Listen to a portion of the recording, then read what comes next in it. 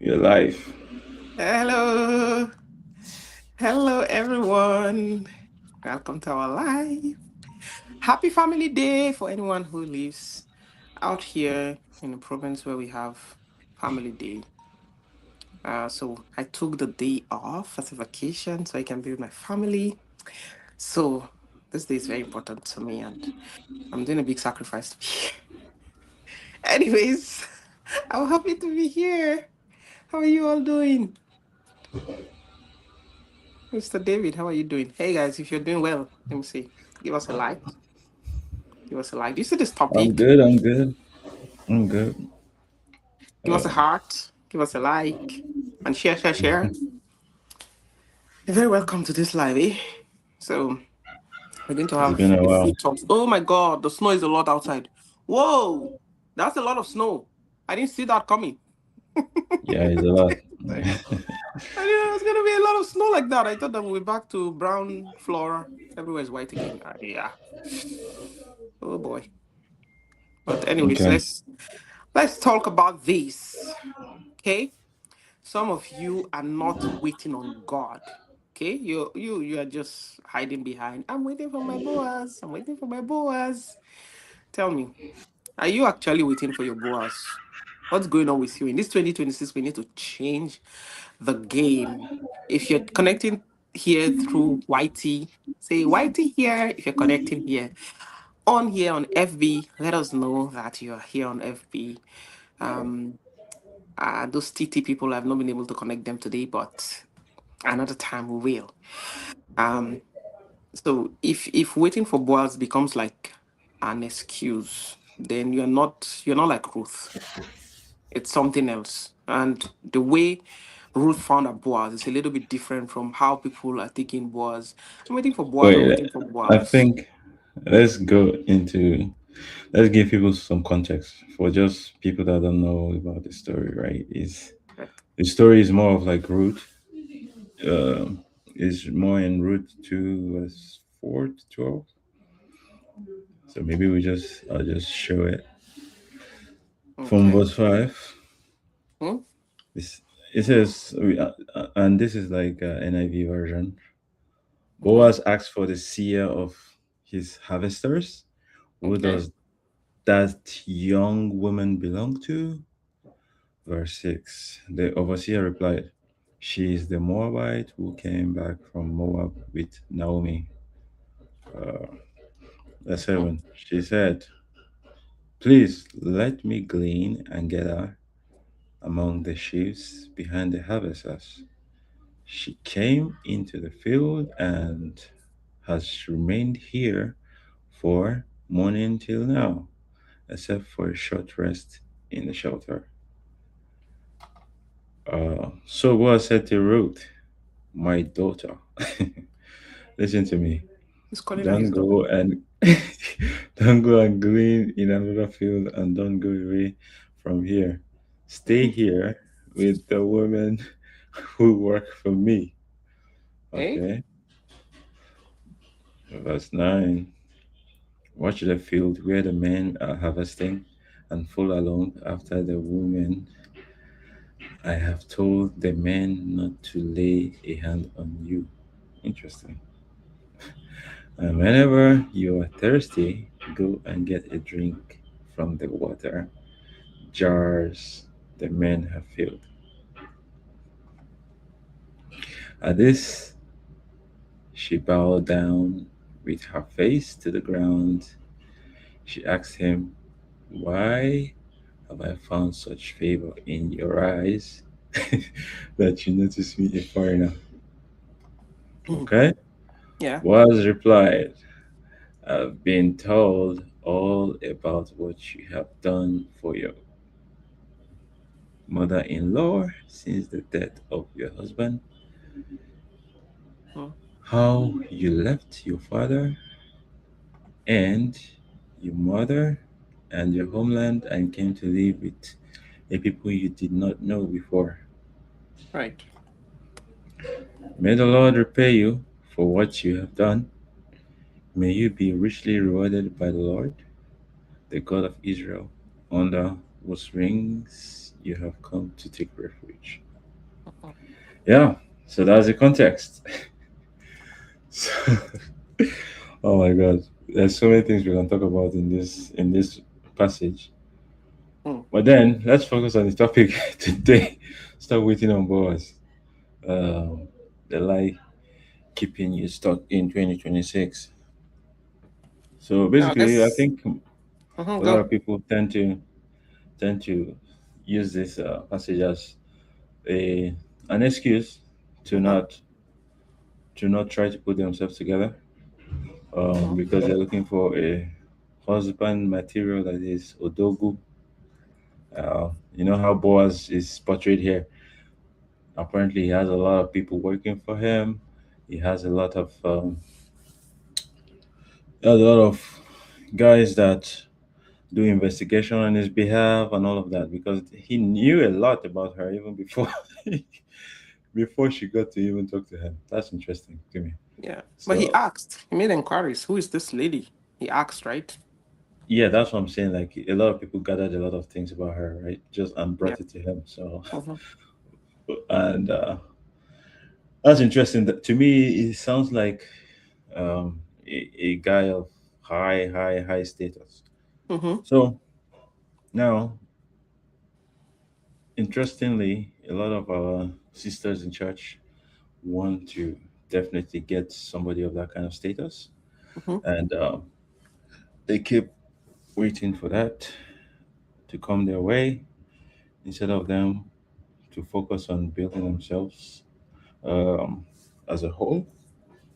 Um, so that's what I think we are focusing on today. So, do you want to go, or you want me to continue and lay out my thoughts? Yeah, keep laying out your thoughts. I have my own thoughts laid out, so you can, as you're talking to, I'll make my new talking points. So go ahead. Okay. Yeah, little boy. Oh, you can hear him? Okay. A little bit. A little baby boy Yeah. shouting. Mm-hmm. Okay, so first of all,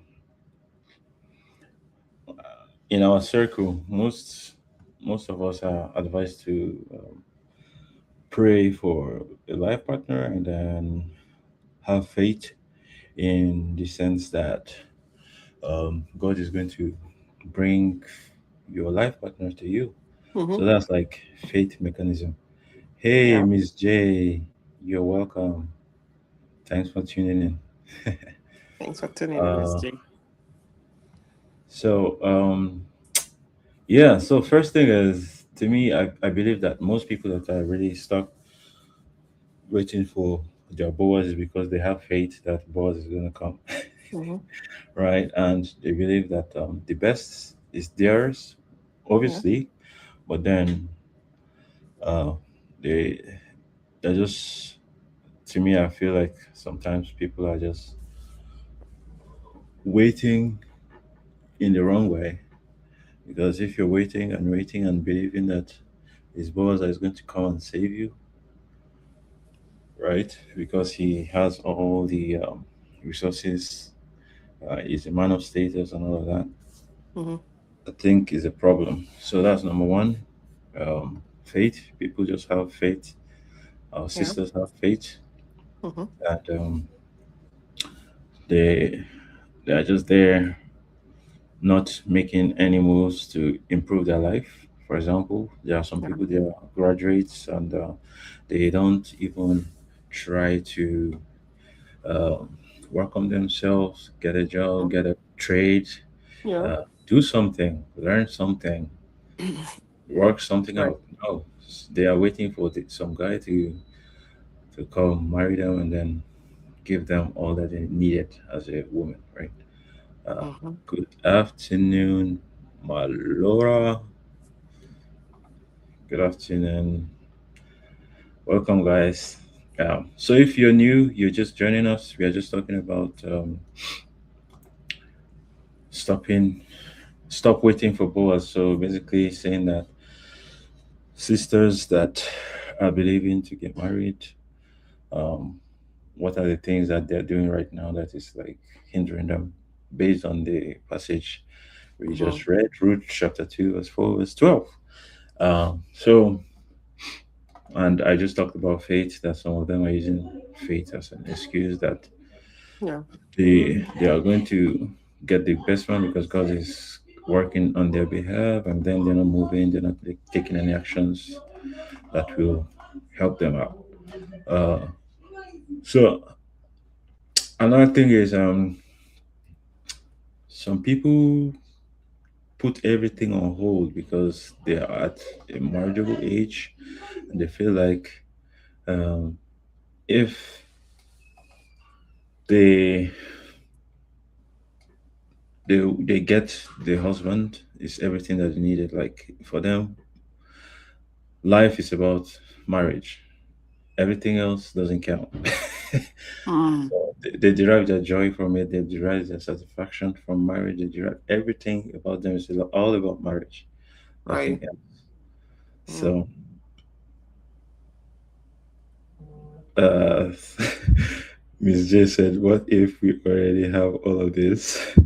What if we are already established?" Interesting. Wow. That's another topic for another day. I And I like that. really like that point. Yeah, there are ladies like that. They are like Yeah. I mean, Proverbs 31 woman. They have everything ready. They're just ready for a good man. yeah. But we're not talking about that kind of sister right now. We're talking more about like a sister that is um kind of putting their hopes in a Boaz, right? But In if we're that, going to right. answer her question, she said, what if you already have all of this and you are already established? So how do we answer her question? I'll Okay. say if you're already established, then um and you're not finding anybody, is that what you're saying, Miss J? If that's what you're saying, then I'll say you have to check where you're looking at and the community and the people that you keep, because most times your surrounding could determine the kind of person that is coming for you, or if anybody is coming for you. For example, if you're staying in an environment where everyone is married and all your friends, all the groups you're in are all married people, if they're not suggesting, or they're not,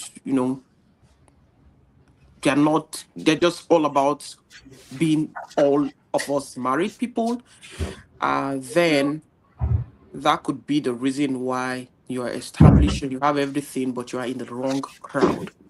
If you're not mixing, if you're not meeting new people, if you're not going out and you're always stuck in front of your computer, always working, and you're someone who works at home and you don't mix, you don't mingle, you don't go for meetups with when singles are having meetings, young adults are having meetings at church or at work, you're just this very reserved person, you don't go out of your way to go out, then that could be the reason. Now look at Ruth, for example. Ruth, she did not say, oh, I'm a widow, and now everything has happened like this to me. People will look at me like maybe a bad omen. They'll say, how come you got married, you didn't have even a kid, and then your husband is passes away? Why would they want to associate with me? If she had done that and stayed at home, covered in a black dress, and sad, lonely, miserable, and bitter, then she wouldn't meet Boaz.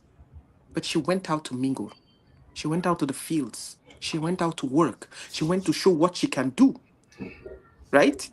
And she Mhm. went into the right place. And she met this guy who I think is a matured man. Boaz was matured because people are saying stars to him. And, he had this age and he had to look for the kinsman in that same bracket. And they had to say, okay, no, you can have her and everything. So she went out and she was intentional about where she went. She went to the field. She told her mother-in-law where she went. The mother-in-law was like, "Oh wow, you went to the wrong place, into the right place, sorry. And okay, go again and do like this and do like that and do like that." She had good people to advise her. Her mother-in-law was a very good advice. She gave her the best tip, the best strategies, the best thing to do to show that guy that she's available and that she's willing to remarry again. Right? So who is your advisor? What crowds do you mix with? What associations do you keep? All those kind of things, and what is your outlook to life, right? Those are some of the things. That's what I can say at the top of my head. I hope that helps, Miss J. Okay. Yeah. I mean, you said you said most of it. So, yeah, you also touched on. preparation, like also, it's also similar to even somebody that doesn't have it all. Yeah. You need to be prepared. Like you need to, because marriage is not just about being comfortable financially and all of that. Yeah. It's a lot of it is more emotional and Right.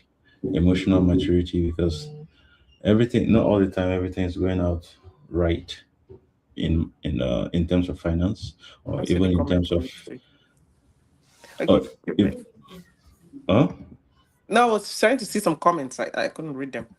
Keep okay, going. and In even terms of finance. in terms of health, in terms of um in terms of your personal goals and all of that, it's not always going to be perfect, right? Yeah. Even we hear a lot about people that have a lot of influence and status, that they tend to struggle with happiness, right? Yeah. Because all they focus on is their wealth, their material things. So Yeah. marriage is not just all about being comfortable, having a big house to live in, or not to worry about food or any all of those things. It's more about you growing as a person in it, in the marriage. If you're not able to grow as a person in that marriage, then you're going to uh, you're going to really struggle, right? Even you So having a growth mindset, very important, yeah, right? Um, having a growth mental mindset. awareness. People have to be mentally stable before they get into marriage. Trust me, because marriage will test your mental health. But if you're And mentally stable, you'll be all right. exactly. Also, a lot of our sisters, they lack good communication skills. If you look at how the way Ruth spoke to Boaz, she recognized Yeah. that Boaz is Odogu, and she recognized that Boaz is a man of many means, right? And she kind of like really planned how she was going to approach him, right?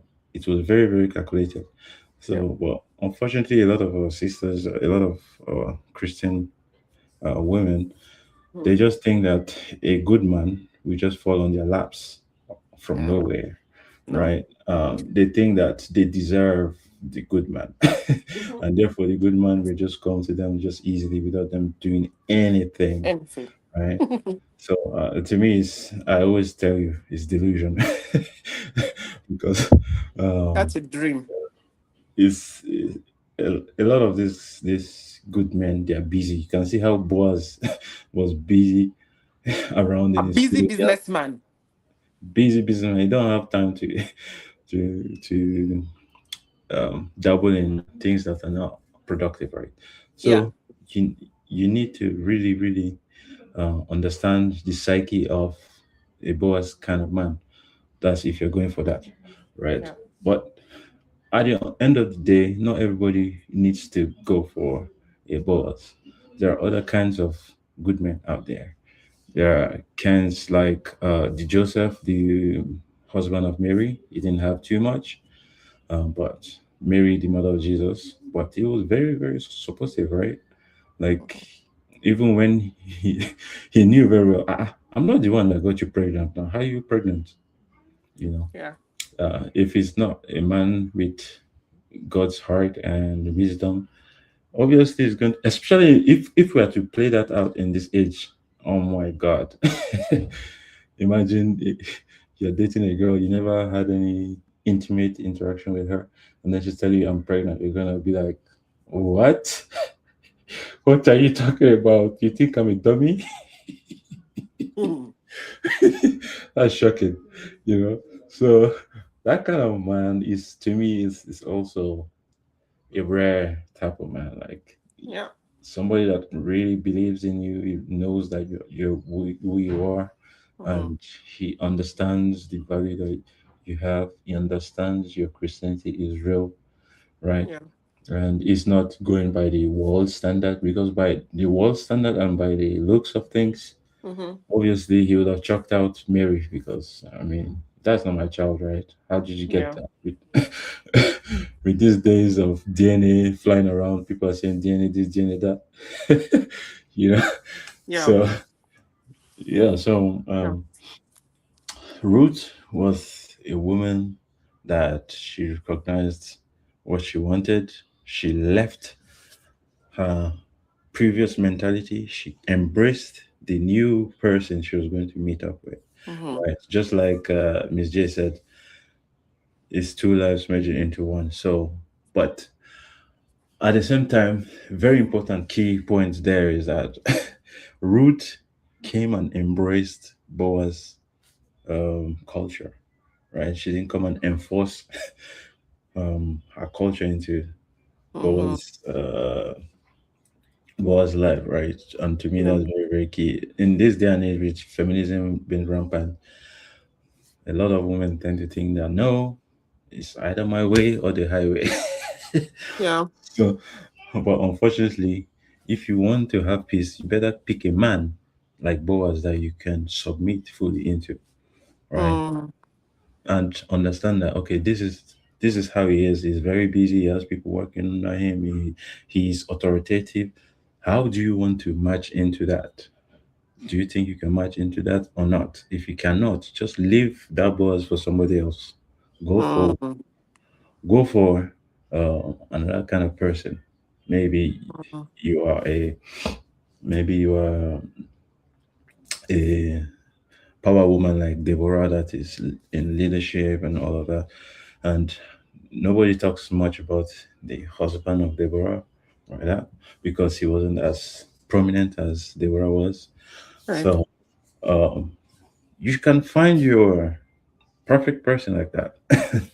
So you don't have to force the Boaz to become somebody else. Just go with what you feel good at, laid in your heart that is good for you.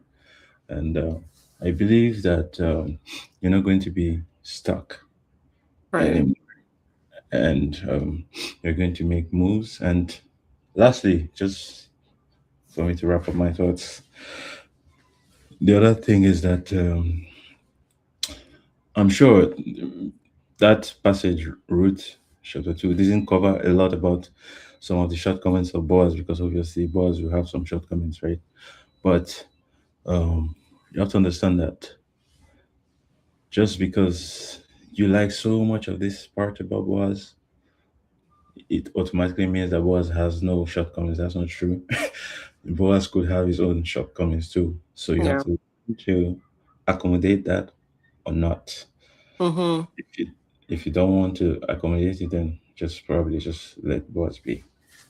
Mm. Yeah. Those are What do you very think? yeah, those are very strong points. I'm going to quickly I'll talk as fast as I can, as quick as I can, because we have to go out in a few minutes time.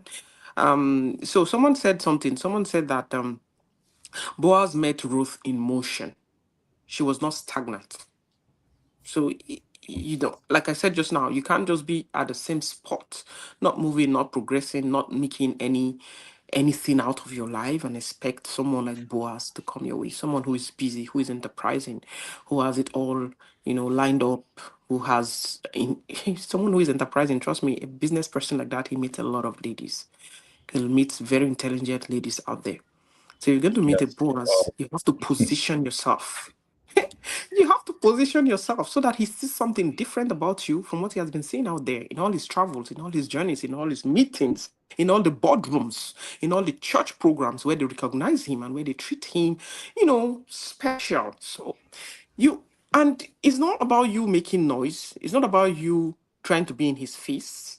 It's more than that. There's this quiet, calm confidence that someone exhumes that they don't have to make noise about. And a man will see it and a man will be like, oh my God, I need this in my life. This is my peace. So Ruth was not idle. She was working. She was the busy bee. So if you're idle and you're wondering why no one is coming your way, that's one reason. Naomi gave her the strategy. So who are the people that are giving you advice? Who are the ones that are Hmm. telling you what to do, how to go? Who, like, if you're a lot of people who are saying, oh, marriage is not good, marriage cannot work, marriage is this, men are that, da, da, da, da, da.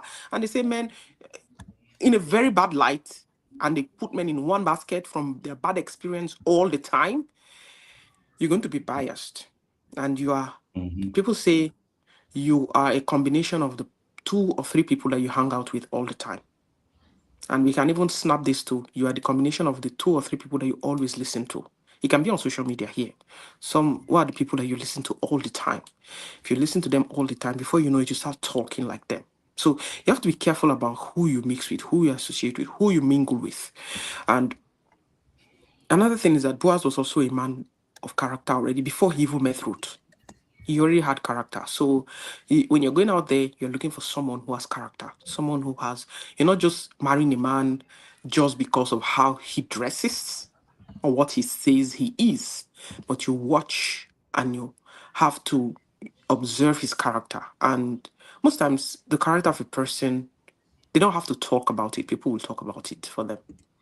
Someone of good character, of good standing, people will always, somehow, somewhere, you hear about it. So be mindful about the kind of men that you with.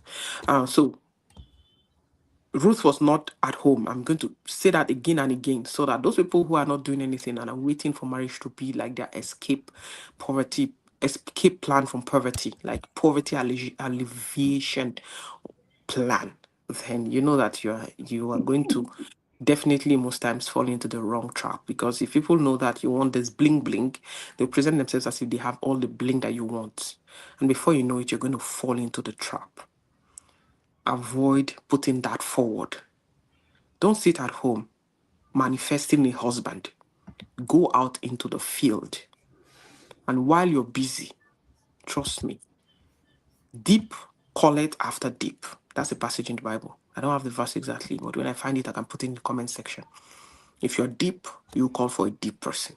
So go out, showcase what you can do. If you don't know how to do a lot, learn some things that you can do to make yourself of great value, valuable.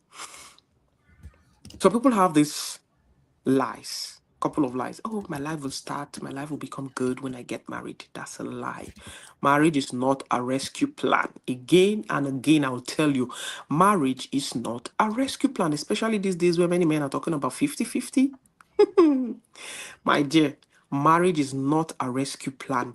A husband is not your purpose. Find your purpose before you get married. Because if you're looking to get married before you find your purpose, you're going to be lost for a very long time. And if you're not careful, your husband will get tired of you very soon. Find your purpose, and your purpose is what is going to drive you. It's going to what will make your husband continually attracted to you, because he knows that my wife is a woman of purpose, is a woman of substance, is a woman of weight. So pull your weight, girls. Pull your weight, ladies. Stop being there, stalk and say, hey, my man will come, he will find me, my life will change, Cinderella. There is no Cinderella in 2026, on 2027, and the years afterwards. There is no Cinderella. Get going, get your hands dirty, start doing what you know how to do best, monetize it, sell it, teach, whatever it is that you know how to do, do it. Another lie is, oh, I'm going to pray harder. If I pray harder, God will send him. Oh boy. Not that I'm not spiritual or anything. I'm going to tell you frankly, sister to sister, lady to lady, that only is not enough. They say, show me your works and I will show you that faith without work is dead. Okay, so if you don't have any works and you say you have faith, then everything that you're doing, you're wasting your time. So, prayer without preparation, it won't lead you anywhere. You just get confused. You'll be wondering, is God still real? Why is it that God is not coming through for me? No, God is not coming. It's not that God is not coming through for you. You're not even coming through for yourself. So you need to come out of that, snap out of that lie and stop deceiving yourself.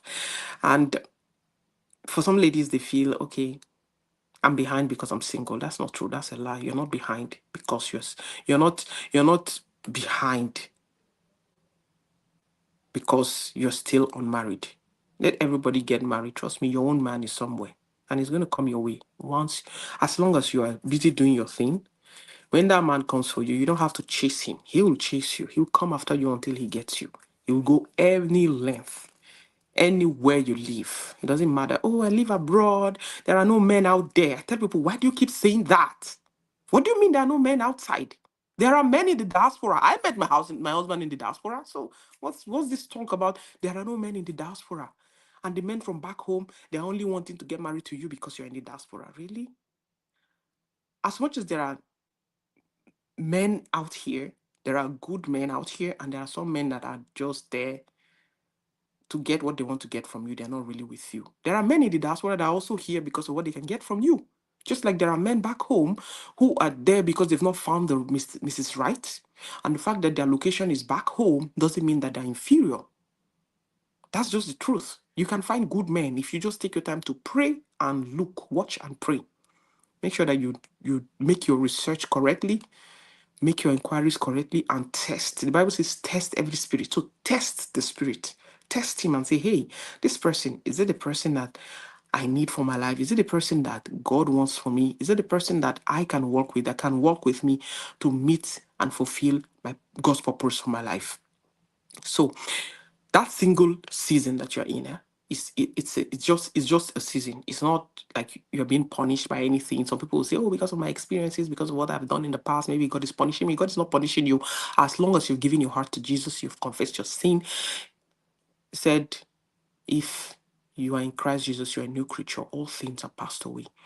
As the Bible, 2 Corinthians chapter 5, verse 17. If any man be in Christ is a new creature. All things are passed away. All things have become new. So you are a new creature. Whatever you've done in the past, God has forgiven you. He has forgotten. He has started you on a new slate. Have faith in God. You're not being punished. You're just in a season of waiting. Wait for your season. Do your best. Work on yourself. Build yourself up. And you'll be surprised at what God has for you. So you need direction. If you're lost, first find yourself. Find yourself. I wanted to tell you a story, but because of time, I'm going to scrap it. I just need to really run through what my thought. I hope I don't forget anything. So, if if you are in if you're lost, as I said, make sure that you find yourself before you try to find a man, so that you are not dragging him into your lack of direction. You need to be disciplined. If you need to learn something, you need to be disciplined, and you need to be discerning. You need to be disciplined with your body as well, so that you don't say, hey, the man said, let us test. And then you start testing and sleeping around, and then you start getting dumped and dumped and dumped and dumped. How many body count are you going to get before you realize that that's not the way to go? Maintain yourself, respect yourself. A man that is for you will wait for you. He will wait for you until you get married. So that's my candid advice. That's what I think. That's what I believe. That's what I practiced, and that's what I practice, and that's what I expect Christian women to do. So you don't have to go about trying, sleeping around to make yourself to show that you're a woman material, going to clean his house, make his bed, make him food, let him taste your food, and you become the cook. If you're doing wife duties already, he's not going to look for you. Ruth never went to Boaz's house. She never cooked for him. She never served him any food. She never tried to be wife material. She was just herself working in the field. She was just this sweet, lovely, polite lady that was not carrying about the loss that she experienced. That's the only reason why Boaz can be attracted to such a woman. She was not, downcast, looking sad, haggard, and not dressed, not clean, not organized. Just, yeah, you can have gone through loss, but there's a time for healing. She took her time to heal. We don't know how long her husband died, but it should be in the Bible if we read it. But I don't think it says clearly how long she had to grieve the husband. But the point is, she moved from where she was known as a widow in Moab. She came to a new environment. Okay, maybe in Moab they're saying, don't marry Ruth, her husband has died. Oh, don't go for her. No, she moved to Israel. Now, yes, the story followed her. Did they know that she had lost her husband? Yes, they mentioned it. Some people said, oh, that's Moab who came, that's Ruth who came from Moab with her mother-in-law Naomi. And of course, the story would have filtered through to Israel, but she carried herself in the right way that Boaz did not think about her past. He thought about what value she could bring into his life and his business. Of course, she would have become the mistress, and she became, a great great grandmother of the Lord Jesus Christ because of how she decided to look at herself. So now ask yourself some questions. Are you financially stable? Are you working towards financially stability if you're not financially stable? It's very important. I've been saying it over and over on my personal page and on here, on the group and everywhere. Have your own money, ladies. Have your own money. As the Nigerians will say, you get why. You get why. Have your own money. Have your own income. Stay there and be broke and be looking for who is the most richest man and then start behaving like, I don't know what, a parasite. No. Have your own money, build on yourself. You'll see that when you're busy, you hardly notice that time is going. People will be keeping tab for you. And you'll be like, you know what, don't worry, my time is coming. Are you emotionally healed? Ruth waited until she got healed before she went to start again, to start trying to get into a relationship. If you're heartbroken and you're going through some emotional trauma, you need to find healing first. Get help. And after that, that's when you don't jump from one broken relationship to another relationship.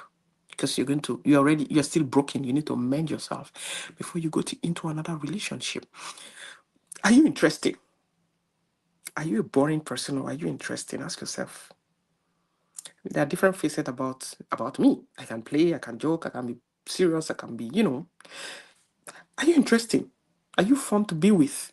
Sometimes my husband mentioned times when, oh, he just couldn't help but he just wanted this woman in his life. Yeah, because of that part of me that he saw. So don't be this boring person, one-sided, you know. Let there be some diversity in your life. Have some things that you can do that's fun, or learn to have fun. Maybe learn to have fun. Okay, let's just put it that way. Just learn to have some fun. Life is about diversity. Life is dynamic. And another question I have for you: are you growing? Are you someone who is willing to grow, or are you stagnant? Stagnant water stinks. So learn to be someone who is growing, who is open to growth, open to learning new things. Because if you ask yourself now, if Joab showed up today, would you even recognize him? Would you be ready to accept him, or will the trauma that you had choose for you? Would you start looking at every man through the lens of the trauma that you have experienced? So many ladies, they stay there, they are so traumatized, and they are always looking at every man that comes their way through the lens of their trauma. They keep saying, oh, men are this, men are men. When you generalize, you will miss it when the right thing comes your way. But if you decide to allow yourself to emotionally heal and you decide that trauma is not going to choose for me, I'm going to go through. I've had experience, bad experience, yes, but every man is not what the other person did to me. So have that in mind, open-mindedness. And if you get into a relationship and sometimes your trauma will come forth, be open to that person and let them know that this is what I've been through and I have triggers. So that when that person does something that will be a trigger to you, he'll be aware that this will trigger you, or if you react in a certain way, he knows that this is from your traumas, from what has happened to you in the past, and that you're reacting like that because of your trauma. Okay. And heal, grow, find therapy, and find the right mentors. Okay. I don't know if I want to say that again, but heal, grow, find therapy if you need to, and find the right mentors. Who is your mentor? Ask yourself, who is my mentor? So when you align these things together, your faith, your relationship, and your growth, you look at them like, aligned. I have faith. I want to have a relationship, but I'm this kind of person that wants to grow. I'm always willing and ready to grow. I'm ready to unlearn, learn, and relearn, however way you want to arrange it.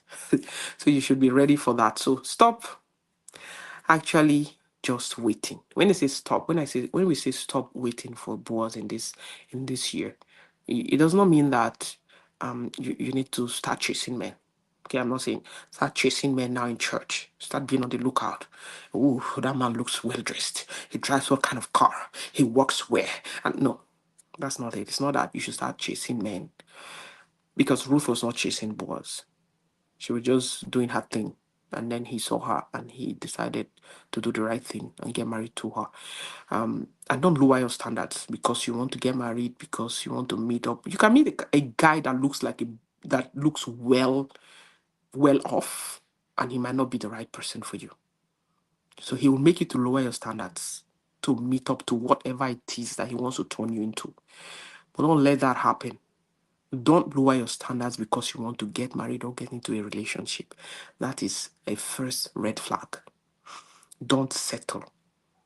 Don't settle. So when I say you're finding Boaz, you mustn't settle it. What it means is that just a minute.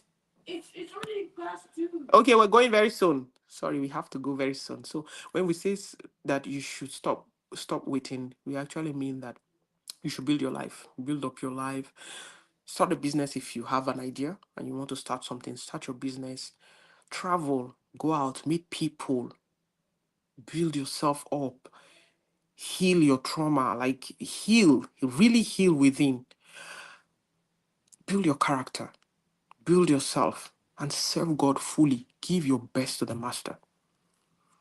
The Bible said that those women who helped God, they kind of helped to stop Pharaoh when he was, taking the life of those young children. God built houses. Those women, they helped to protect some Hebrew children that were born. The Bible said that God built houses for those women. So if you serve God fully, God does not owe any man. If you give your best to God and you walk in the service of the Lord and you work in the house of the Lord, God will never owe you. He will build for you. So I hope that helps. I hope that I've said something that is going to help you look at life differently from how you've been looking, and that this year you're going to get your own Boaz, your own way. So tell us, what area of your life have you paused because you're waiting for marriage? In what way have you lowered your standards such that you are completely placing marriage ahead of every goal in your life? So let us know, what are the things that you want to improve upon? What are the things that you want to develop to make yourself better, more valuable, and what things can you share with people so that other people can also learn from? So, my dear, that's it. So this year is your year. Don't slow down. Don't sit there waiting. Move on. Progress. Move, do some great strides, have fun, travel, enjoy your life. While you're enjoying your life, you meet someone who also wants to enjoy their life, and who is going to help you. And don't wait for soft life. Give yourself the soft life before you get married. Okay. So wow, I said this long. We need to start going. The kids are waiting for us to go. We're going for a game, so we have to run now. Okay. Well, thank you for tuning in. And if you have any questions or you have any story you want to share about your marriage, about somebody you know, your friend, please, you can email us at lifesinglesdeepalive@gmail.com. I'd like to hear your story. And keep work on yourself. Don't just wait for Boaz. Okay? See All you right. later. Bye. Bye.